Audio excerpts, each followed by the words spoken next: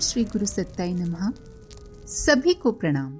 पिछले वीडियो में हमने सुना हर मनुष्य के साथ उसकी पिछली योनियों के घटिया संस्कार भी रहते हैं।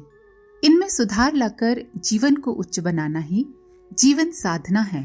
अगर इन घटिया संस्कारों को परिष्कृत नहीं किया जाएगा तो मनुष्य मानव शरीर में होते हुए भी नर पशु स्तर का ही रहेगा। आजकल मनुष्य में जो आक्रामक प्रवृत्ति बढ़ रही है उसका मूल कारण अहम है। हम सही, सामने वाला गलत। समाज में रहना है तो प्रत्येक व्यक्ति को धैर्यवान बनना होगा। आज प्रेम, धैर्य, विश्वास, क्षमा इन भावनाओं में गिरावट आई है। इसीलिए लोग एक दूसरे को मारने पर उतारू हैं। पूर्व जन्मों के संस्कारों से मनुष्य का जीवन प्रभावित रहता ही है, पर हमारे मन का अच्छा बुरा होना हमारा आहार भी प्रभावित करता है। हम जैसा खाते हैं वैसे ही हमारा मन भी बनता है। हम जैसा खाते हैं उसका प्रभाव हमारे मन पर पड़ता है। आइए इसी क्रम को आगे बढ़ाते हैं। परम पूज्य गुरुदेव आगे लिखते हैं, अध्यात्म विद्या के वैज्ञानिक ऋषियों ने आहार के सूक्ष्म गुणों का अत्यंत गंभीरता पूर्वक अध्ययन किया था और ये पाया था कि प्रत्येक खाद्य पदार्थ अपने में सात्विक, राजसिक और तामसिक गुण धारण किए हुए हैं और उनको खाने से हमारी मनोभूमि का निर्माण भी उसी प्रकार होता है।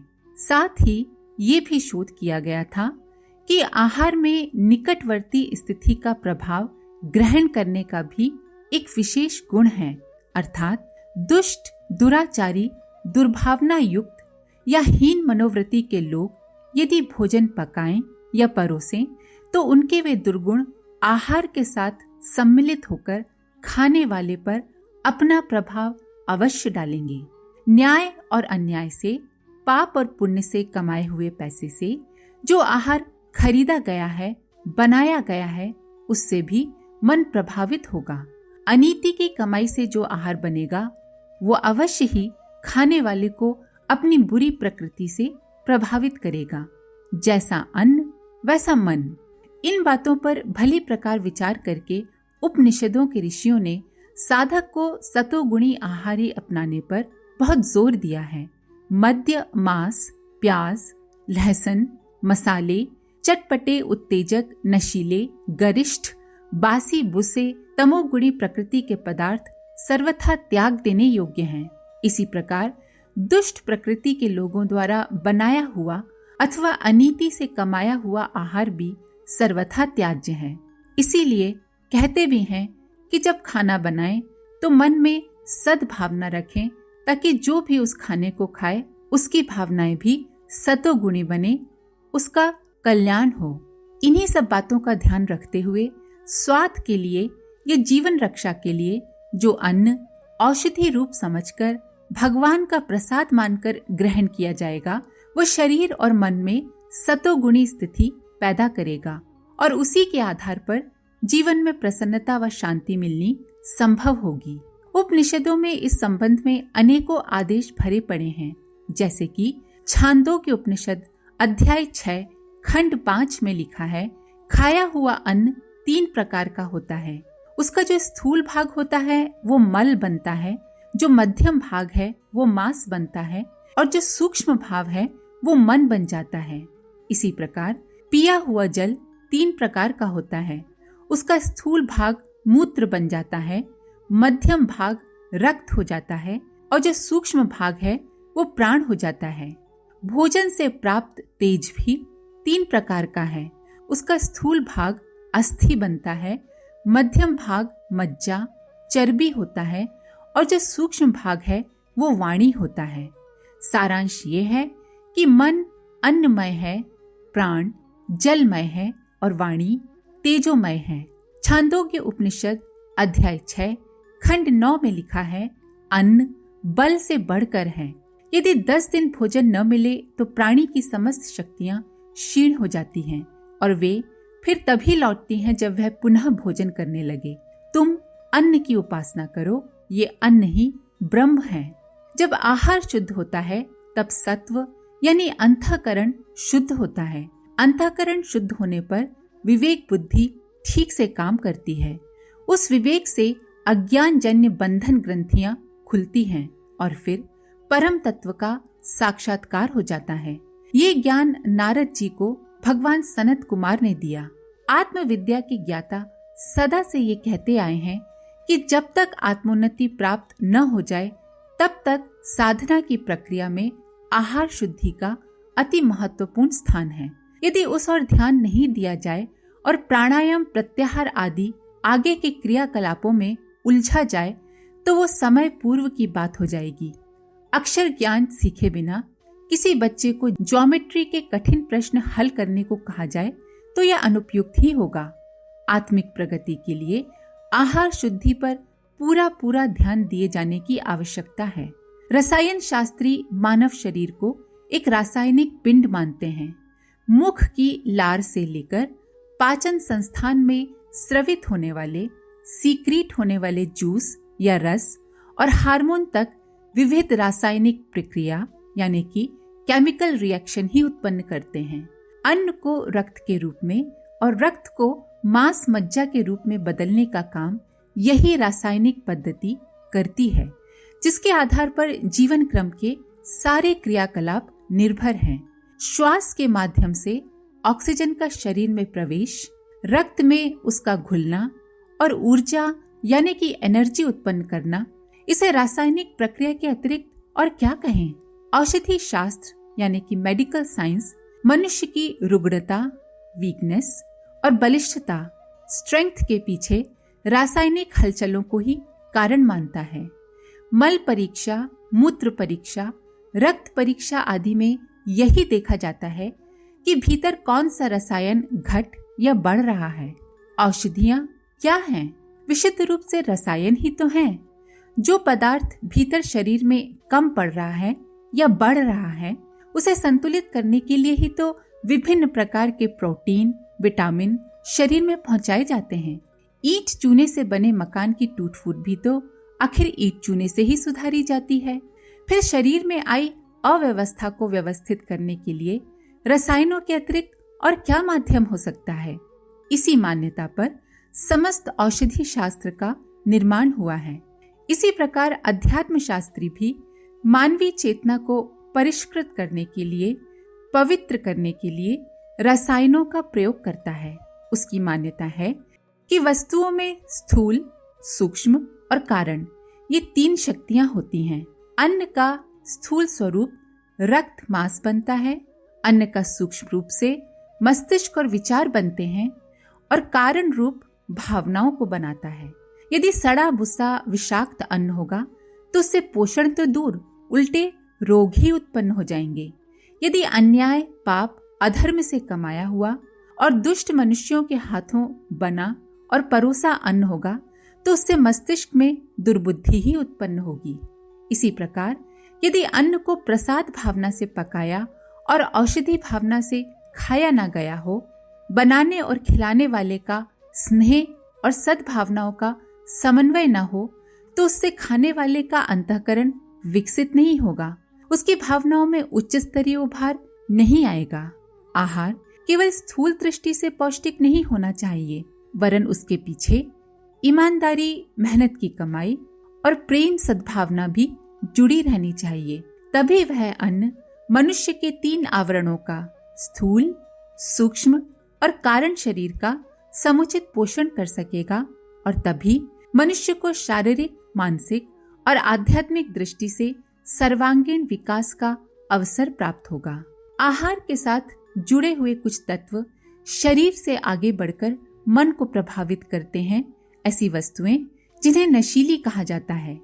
नशा पदार्थ का सूक्ष्म गुण है।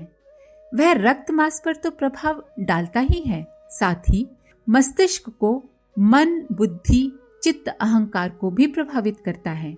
नशे का प्रभाव होते ही मनुष्य का मस्तिष्क बेकाबू हो जाता है और वो कुछ का कुछ सोचने, देखने और समझने लगता है।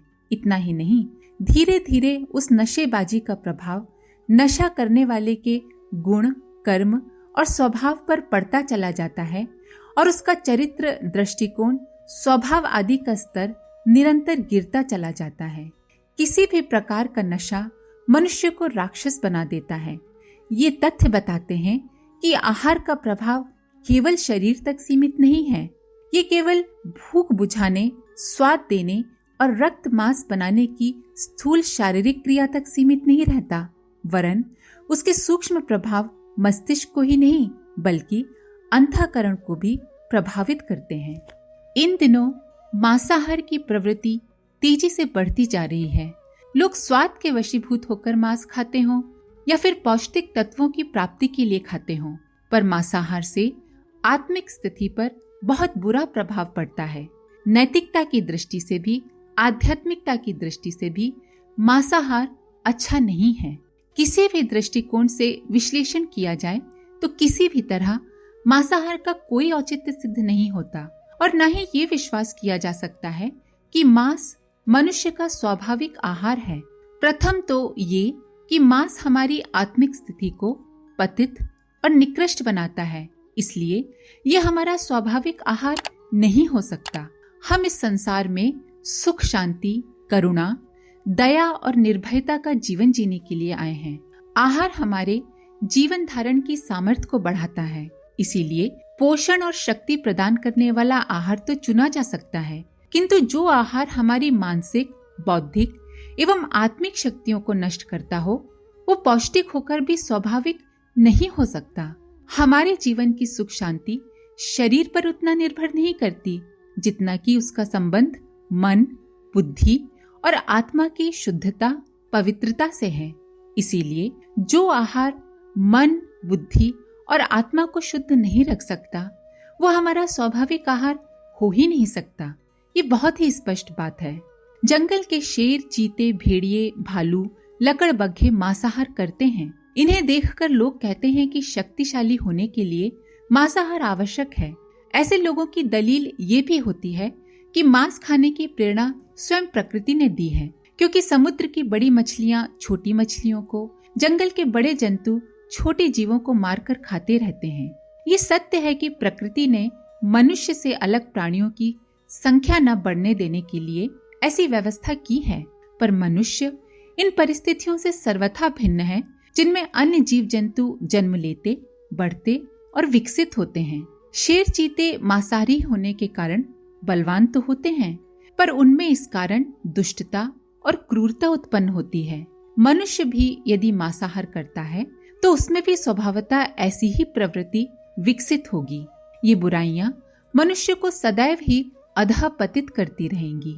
द्वेष, घृणा और मनोमालिन्य का बाजार गर्म रहेगा। ऐसी प्रवृत्ति जो पर पीड़ा देकर दूसरे का गला काटकर अपना पेट भरे, कितनी घिनौनी है। मांसाहार के पीछे स्वाद की बात प्रधान नहीं होती, क्योंकि वस्तुतः वह फल, मेवा, दूध, घी आदि की तुलना में कहीं अधिक घटिया होता है। गंध तो और भी अधिक घिनौनी होती है। सिद्ध हो चुका है कि मांस की तुलना में सोयाबीन में प्रोटीन अधिक मात्रा में है। विटामिन ए गाजर जैसे सस्ते पदार्थों में पर्याप्त है। मांस आसानी से पचता भी नहीं है। इतने पर भी मांसाहार की प्रवृत्ति बढ़ रही है। इसका मनोवैज्ञानिक कारण लोगों में हिंसा के प्रति उत्साह और दूसरों को कष्ट देने में अपना पराक्रम दिखाने की छिपी इच्छा बलवती रहती है। किसी को उजाड़ने, बर्बाद करने और पीड़ा में चित्कार करने का अपने आप को निमित्त बनाते हुए लोग अपने आप को साहसी, शूरवीर, पराक्रमी, विजेता, प्रगतिशील आदि न जाने क्या क्या अनुभव करते हैं। आतंकवाद इसी आधार पर पनपता है। गुंडागर्दी और दुष्टता की घटनाएं इसी आधार पर होती हैं।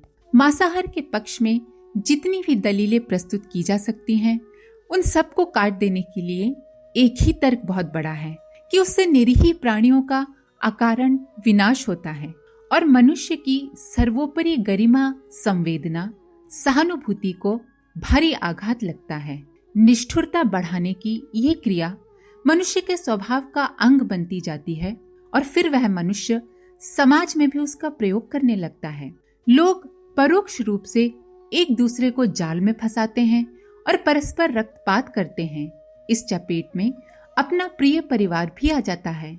लोग अपने छोटे से स्वार्थों के लिए अपने आश्रितों, कुटुंबियों, स्वजनों, मित्रों के हितों का किस प्रकार बलिदान करते रहते हैं, इसके दुखद दृश्य हम अपने चारों ओर बिखरे हुए पर्याप्त मात्रा में देख सकते हैं और यह अनुमान लगा सकते हैं कि निष्ठुरता किस कदर बढ़ती जा रही है। कहना ना होगा कि यदि निष्ठुरता की जड़ मनहा क्षेत्र में जम जाए तो मनुष्य निकृष्ट कोटि का स्वार्थी बन जाएगा और फिर सहज ही आक्रामक बनने के लिए तत्पर रहेगा। स्नेह सौजन्य की घटती हुई संवेदनाएं वस्तुतः मानवीय जीवन को नीरस, कर्कश, कलहग्रस्त और असुरक्षित बनाती हैं। इसमें समस्त समाज के लिए, समस्त संसार के लिए भयंकर संभावनाओं के विष बीज छिपे हुए हैं। आज के लिए इतना ही। इसके आगे का अगले वीडियो में। आप सभी का धन्यवाद। ओम शांति।